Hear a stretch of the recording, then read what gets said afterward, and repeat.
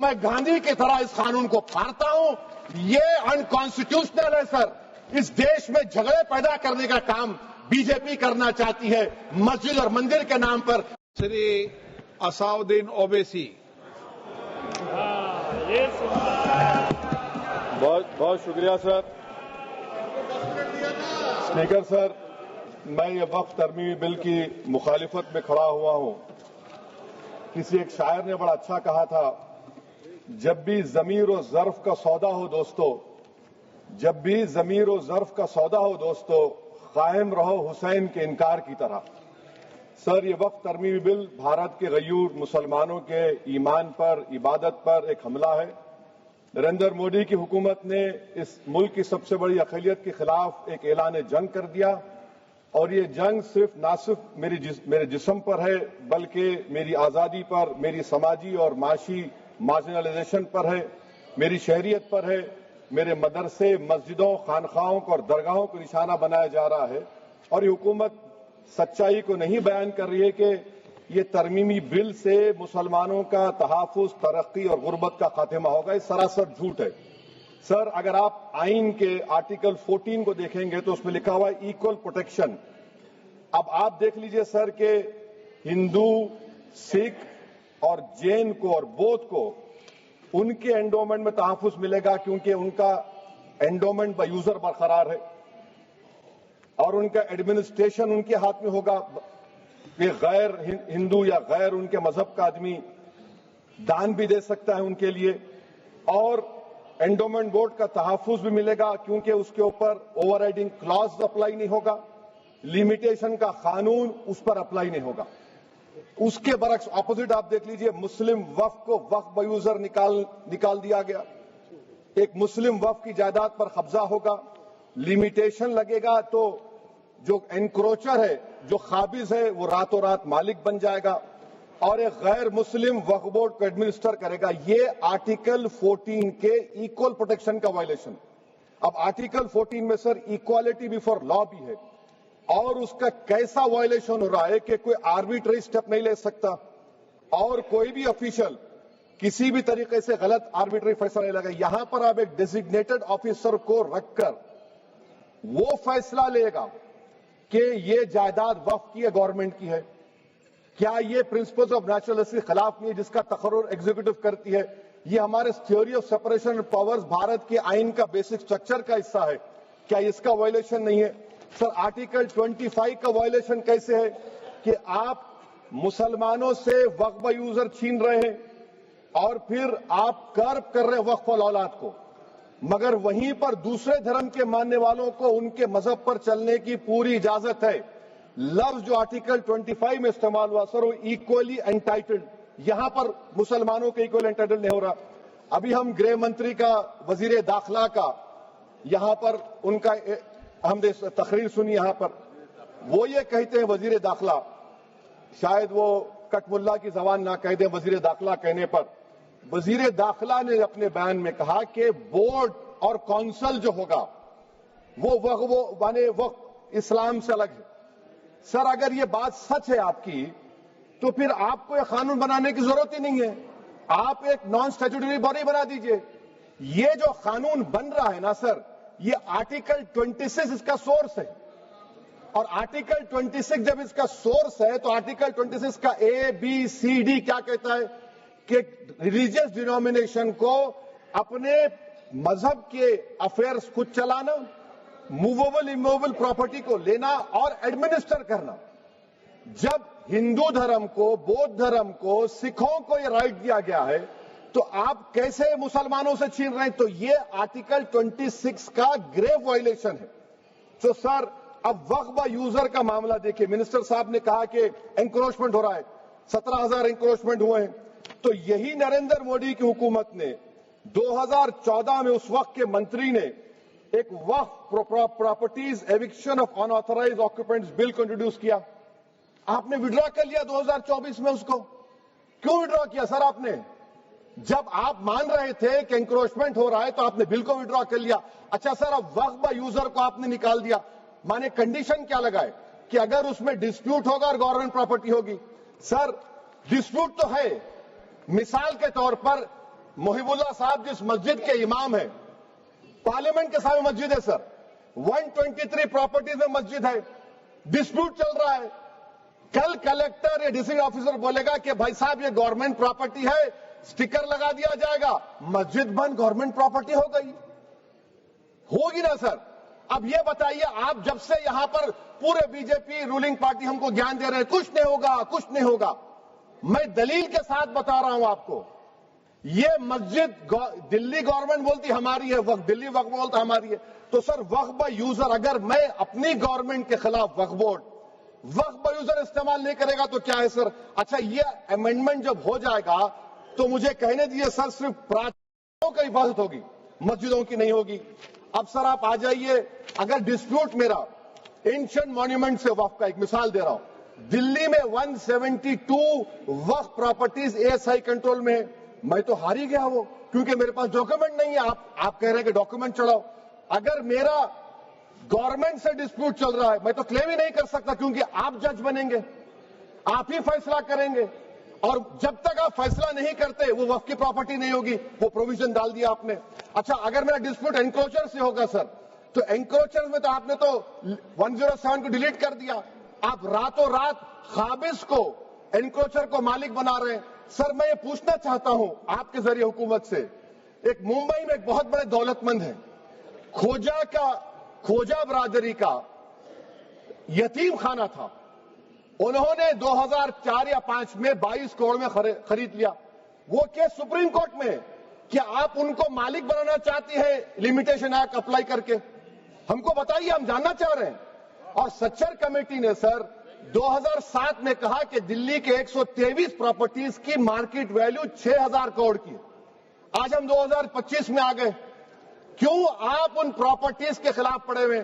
1976 میں اس وقت کے وزیر اعظم اندرا گاندھی لیٹر لکھا, اس کو آپ دے دیجئے, مگر آپ اس کو ماننے کو تیار نہیں ہے.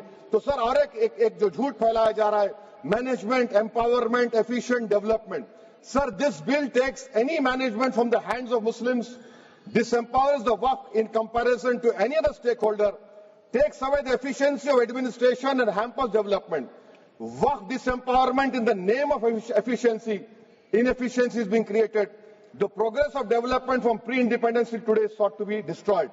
سر ابھی ہمارے ہوم منسٹر صاحب نے فضل پکیا کیس کا ذکر کیا. سر میں آپ سے گزارش کروں گا کہ ہوم منسٹر ذرا اچھے لوگوں کو رکھ کر انفارمیشن لے. فضل پکیا کا آبیٹر کیا ہے؟ اٹ از آبیٹر, وہ ریشو ڈیسنڈنٹ نہیں ہے جو آپ نے کہا ہے. اچھا سر شیڈول ٹرائب کے بارے میں کہا, کیا شیڈول ٹرائب میں مسلمان نہیں ہوتے؟ شیڈول کاسٹ میں نہیں ہوتا مسلمان, شیڈول ٹرائب میں مسلمان ہوتا. تو کیا آرٹیکل 25 میرا چلا گیا, آرٹیکل 26 چلا گیا, آرٹیکل 14 چلا گیا, 15 چلا گیا, 29 چلا گیا؟ لکشدیپ کا ایک مسلمان ایم پی ہے, کیا اس کو رائٹ نہیں ہے کیونکہ ٹرائبل ہے؟ کیا کہہ رہے ہیں آپ؟ اس ایوان کو کیوں گمراہ کر رہے ہیں آپ شیڈول ٹرائب کے نام پر؟ سر اور ایک چیز جو آپ کو بتا رہا ہوں سر, اب آپ جب آرٹیکل 26 سے میرا سورس ہے تو آپ سینٹرل وقف کونسل میں 22 میں سے 11 آپ نان مسلم کو بنا سکتے ہیں. ریلیجن نیوٹرل آپ نے کہہ دیا, اور آپ بنائیں گے. کیوں بنائیں گے آپ؟ اسٹیٹ وقف بورڈ میں 7 نان مسلم ہوں گے اور 4 مسلمان. کیوں ہوں گے؟ کیونکہ آپ لا میں 95 میں ڈائریکٹ مینجمنٹ میں لے سکتے 5 سال کے لیے. آپ وقف بائی یوزر کو آپ کلیکٹر ڈسٹرکٹ آفیسر بولے گا یہ وقف کی پراپرٹی نہیں ہے, تو وہ وقف بورڈ خاموش بیٹھ جائے گا, کچھ ایکشن ہی نہیں لگا, کیونکہ وہ آپ کے پیادے ہیں. اچھا جب آپ نامینیٹ کریں گے سر میں مودی گورنمنٹ کے خلاف نو کانفیڈنس لا سکتا ہوں, مگر وقف بورڈ کا چیئرمین جو نامینیٹ ہوگا اس کے خلاف نو کانفیڈنس نہیں لا سکتے, ہم بالکل نہیں لا سکتے. کیا مذاق ہے بتائیے آپ؟ یہ ڈیموکریسی ہے. نامینیٹ بھی اسٹیٹ گورنمنٹ کرے گی, وہ اگر ڈکٹیٹر بن جائے گا جیسا آج بھارت میں ہو رہا ہے تو وہ بھی نہیں ہٹے گا. کم سے کم یہاں پر تو الیکشن ہے, وہاں پر تو آپ 5 سال جھیلتے رہو اس کو. اچھا سر اب یہ جو کلوز 11 اور کلوز 9 آپ 16AA سے دیکھیے, where the qualification of the members of the board has been limited only to 3 categories contained in 14(1)(c). Intention is very clear that the majority is to be packed with non-Muslims. So who will defend my interests, sir? If I cannot depend on the state waqf board, central waqf council, which are going to comprise non-Muslims, this in itself is a clear violation of Article 26. 14 and 15 سر. اچھا سر CO پہلے 95 act میں تھا کہ word مسلم آپ نے غائب کر دیا اس کو. ارے آخر کیوں اتنی نفرت ہے آپ کے لفظ مسلمان سے؟ اچھا پھر کیا کہہ رہے ہیں آپ کہ یہ بھی آرٹیکل 26 کا وائلیشن ہے. سب جتنے ہندو دھرم کے پراپرٹیز ہیں، سکھ دھرم کے، بودھ کے ہیں اور آپ کے جین کے، وہاں پر انہی کے مذہب کا آفیسر ہوگا. اور کہاں پر نہیں ہوگا؟ وقف بورڈ میں. Waqf board is a pure religious institution. اس کو سمجھنے کی ضرورت ہے. تو آپ یہ کر دے رہے ہیں سر. اچھا سر آپ دیکھیے، اب آپ آ جائیے یہ ٹرائبونل پر. مجھے سمجھ میں نہیں آیا سر کہ ہمارے ہوم منسٹر وزیر داخلہ نے کیا کہہ دیا کہ 2013 کا جو قانون ہے وہ نہیں بنتا تو ہم نہیں لے کے آتے. میں بڑے ادب کے ساتھ ان سے پوچھنا چاہ رہا ہوں کہ کیا اس وقت راجناتھ سنگھ صاحب، اڈوانی صاحب، ہماری لیٹ سشما سوراج، یہ بڑے بڑے نیتا یہاں بیٹھے تھے؟ آپ نے یونینیمس اس قانون کو پاس کروا دیا. کیرتی آزاد تھے اس وقت، اب یہاں بیٹھے ہیں وہ TMC میں. تو کیا آپ غلط تھے یا وہ غلط تھے؟ ہم کو بتا دیجیے. آپ بتا دیجیے، کیونکہ اگر اڈوانی آپ کے لیے بہت بڑا نیتا ہے، میرے لیے نہیں ہو سکتے، آپ کے لیے آپ نے پدم شری دیا ان کو. محترمہ سشما سوراج کی زبردست تقاریر کا میں قائل ہوں. وہ بیٹھ کر اس 2013 کو یونینیمس پاس کر دیے. مجھے کنفیوژن ہے کہ کیا امت شاہ، نریندر مودی بڑے ہیں یا اڈوانی بڑے؟ آپ کے لیے آپ طے کر لیجیے. اچھا سر، آپ کے tribunal sir, railway claimants tribunal, NGT tribunal, income tax, ویسے 14-15 ٹرائبونل، ہندو اینڈ کا ٹرائبونل، سب کا اپیل نہیں ہوتی، ریویو ہوتا ہے. گृह منتری سرکار کہہ رہی ہے کہ نہیں روک دیے، روک لگا. کیسے روک لگاتے ہیں؟ ریویو اور اپیل میں تو فرق ہوتا ہے نا سر. آپ ہی کہہ رہے ہیں کہ پورے کورٹس میں بیک لاگ ہے اور آپ اپیل کر رہے ہیں. اچھا سر، ریٹائرڈ ڈسٹرکٹ جج 95 میں سٹنگ ڈسٹرکٹ جج تھا، جو ایڈمنسٹریٹو کنٹرول تھا CGI صاحب، اس کو نکال دیے. اچھا سر، آپ ابھی ہمارے منتری صاحب نے کہا ٹرسٹ، سر شری سائی بابا ٹرسٹ 2004، وہ یہ کہتا ہے جو آفیسر اس میں کام کرتا اس کو سائی بابا کا ڈیووٹی ہونے چاہیے اور اس کو ڈکلریشن لکھ کے دینا پڑے گا. یہاں پر ہو رہا تو یہاں پر کیوں نہیں ہو رہا؟ اچھا سر، آپ پھر دیکھ لیجئے، یہ آپ کا ہو گیا سر. ہاں، اب امت شاہ صاحب نے سیکشن 2A کے بارے میں کہا اور انہوں نے اس بات کا اقرار کر لیا کہ داؤدی بورا کے لیے یہ بنایا گیا ہے. مگر میں آپ کے ذریعے سے گورنمنٹ سے پوچھنا چاہ رہا ہوں، آپ نے تو اس پرووائزو میں داؤدی بورا کا نام ہی نہیں لکھا. آپ نے ان کو بھی تھینک یو کر دیا، ان کا نام کیوں نہیں لکھا آپ نے؟ اور سر، اور گورنمنٹ کیا کر رہی ہے؟ آپ مسلم سماج میں جو بیکار قسم کے لوگ ہیں ان کو ایک راستہ بنا رہے ہیں، ایگزٹ دکھا رہے ہیں کہ تمہیں وقت سے بچنا ہے تو تمہیں ٹرسٹ بنا لو. یہ کیا کر رہے ہیں سر آپ؟ کم سے کم ان داؤدی بورا کو آپ دے دیتے. اچھا سر، کلاس 3V سیکشن 36 کلاس 18 دیکھ لیجئے. Oral وقف، oral appointment has sought to be discontinued even though it is recognized practice in Islam. Muslim personal law has recognized oral وقف and 1937 Shariat Application Act. سر آپ کلاس 3-9 پر آ جائیے. 5 سال کے لیے مسلمان. میں کرن رجیجو سے پوچھنا چاہتا ہوں، سر داڑھی رکھے تو مسلمان پریکٹسنگ ہے یا کلین شیو آپ کی طرح ہے؟ تو بتائیے ہم کو پریکٹسنگ کیا ہوگا؟ اچھا، کسی کو پکڑ کے ماب لنچ کر دیا اور بولے کہ GSR کا نعرہ لگایا، اور وہ GSR کا نعرہ لگایا تو کیا مسلمان رہے گا؟ نہیں رہے گا. یا پھر دیش کے پردھان منتری نے کہا تھا کپڑے دیکھ کر پہچانو، تو کیا کپڑے دیکھ کر آپ کہہ دیں گے؟ اچھا، اگر کوئی کرسچن ہندو دھرم قبول کرتا ہے تو کیا وہ مندر کو نہیں دے سکتا پراپرٹی؟ پھر بھارت کے سمویدھان میں آرٹیکل 300 کیوں ہے سر؟ رائٹ ٹو ایکوالٹی کیوں ہے؟ فریڈم آف ریلیجن کیوں ہے؟ 5 سال کہاں سے لائیں گے؟ اچھا سر، اور ایک چیز میں آپ کو بول کے ختم کر دوں گا سر. اس بل میں وقف الاولاد کا سر، اس میں آپ دیکھیے class 4(3)(2) The creation of waqf al-awlad shall not result in denial of inherent rights to heirs, including women heirs or the waqif or any other right of person. سر یہ آرٹیکل 25 کا وائلیشن ہے، شریعت اپلیکیشن ایکٹ 37 کا violation, article 300A کا violation ہے. اچھا، ہندو دھرم میں سیلف ایکوائرڈ پراپرٹی کو ایک ہندو، اب اس کے فرض کے 2 بچے ہیں، وہ ایک کو اپنی پوری دولت دے سکتا ہے، کوئی روک ٹوک نہیں ہے. وہ کہے گا نہیں میں گھر کے بچوں کو نہیں دوں گا، محلے کے غریب کو دے دوں گا، وہ بھی کوئی روک ٹوک نہیں ہے. وہاں پر آپ کو بچوں کی فکر نہیں ہے. جب میں اپنی پراپرٹی کو اللہ کو مالک بنا کر دے رہا ہوں، آپ کہہ رہے بچیوں کی فکر نہیں ہے، اتنی محبت آپ بلخیس بانو سے دکھا دیتے تو آپ کے لیے دعائیں دیتی آپ کے لیے. تو سر آپ دوسری بات آپ دیکھ لیجئے سر، آخری بات کہہ کر میں اپنی بات کو مکمل کر رہا ہوں سر. نہیں خیر میں مکمل کر رہا ہوں. اسپیکر صاحب بہت ٹائم دے دیے. سر آپ دیکھیے اس میں امت شاہ صاحب بولے کہ اتنی پراپرٹیز کا قبضہ ہوا، چوری ہوئی، یہ ہوا. سر کلاس 2652A سیکشن، اگر کوئی پراپرٹی بیچتا ہے 2 سال کی سزا تھی، آپ نے کیا کر دیا، اس کو 6 مہینے کر دیا. نان اویلیبل تھا، آپ نے اویلیبل کر دیا. سیکشن 40 کی بات کرتے ہیں. سیکشن 40 میں سر ہم کو جو جوائنٹ ورکنگ کمیٹی کا جو نوٹس دیے، اس میں منسٹری آف مائنورٹی افیئرز نے کہا کہ 30 سال میں 515 کیسز سیکشن 40 کے اور صرف 8 لوگ کورٹ کو گئے. وقف یوزر کا قانون تلنگانہ آندھرا میں ہے، سیکشن 40 کا قانون تمل ناڈو 63 یہ ہے، آندھرا پردیش میں 43 ہے. اور سر آپ ڈائریکشن دے رہے ہیں. اچھا کلاس 4218B دیکھیے سر، آپ رول بنا رہے ہیں کوآپریٹو فیڈریشن کے خلاف ہے، اتنا رول بنا رہے ہیں. اور آخر میں سر میں آپ کو بتانا چاہ رہا ہوں اسپیکر صاحب، یہ بل کا مقصد صرف مسلمانوں کو ذلیل اور رسوا کرنا ہے، مسلمانوں کو دوسرے درجے کا شہری بنانے کا ان کا مقصد ہے. سر اگر آپ ہسٹری کو پڑھیں گے تو مہاتما گاندھی اس وقت کے وائٹ افریقہ میں سفید فام افریقہ کے قانون کو مہاتما گاندھی نے کہا تھا کہ یہ میرا کانشنس اس کو مانتا نہیں، میں اس قانون کو قبول نہیں کرتا ہوں. تو مہاتما گاندھی نے کیا کیا، انہوں نے اس قانون کو پھاڑ دیا. تو میں گاندھی کی طرح اس قانون کو پھاڑتا ہوں. یہ انکانسٹیٹیوشنل ہے سر. اس دیش میں جھگڑے پیدا کرنے کا کام بی جے پی کرنا چاہتی ہے مسجد اور مندر کے نام پر. اسی لیے میں اس کا کنڈیم کرتا ہوں اور میں آپ سے گزارش کرتا ہوں کہ میں نے اپنے 10 امینڈمنٹ دی ہیں، آپ اس کو قبول کریے. سر مجھے بولنے کا موقع دیجیے اور اس پر ڈویژن کا میں ڈیمانڈ بھی کروں گا. Thank you sir. ابھی بھی آپ نے دیکھا اویسی صاحب کو کہ ابھی انہوں نے اس بل کو پھاڑنے کا کام کیا ہے.